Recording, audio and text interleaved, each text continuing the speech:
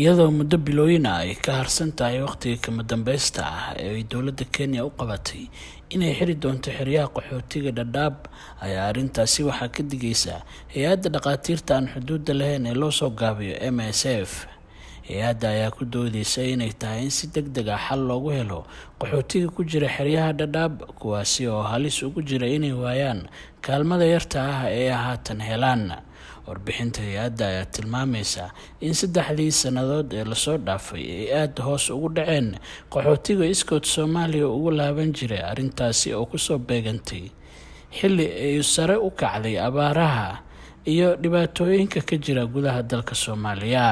Dhanka kale, hay'adda arrimaha qaxootiga ee qaramada midoobay ee loo soo gaabiyo UNHCR ayaa dadka gudaha Soomaaliya ku barakacay sanadkani ku tilmaamtay inay gaarayaan 731,000 oo qof. Dadkaasi ayaa badankooda ka soo barakacay koonfurta Soomaaliya.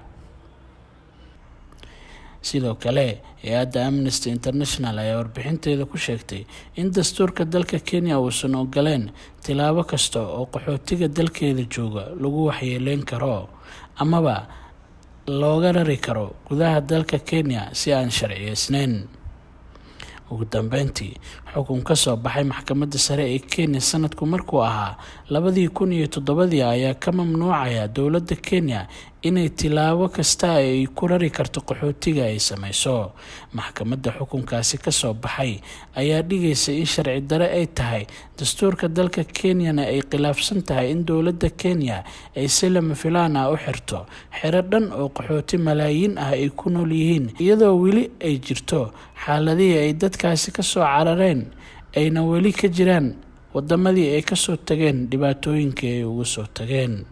Lama ogo in tilaabada dowladda Kenya ay damacsan tahay ay noqon doonto mid suurta gasha amaba in ay qaadan doonaan wacyigelinada ay u soo jeedinayaan hay'adaha kale kuwaasi oo dowladda Kenya ka codsanaya inaysan gabi ahaanba xirin xerooyinka qaxootiga Dadaab oo ay ku nool yihiin malaayiin isugu jira Soomaali iyo qowmiyado kale oo ka soo barakacay dalalkooda hooyo. Abdiraxmaan Atore, Nairobi.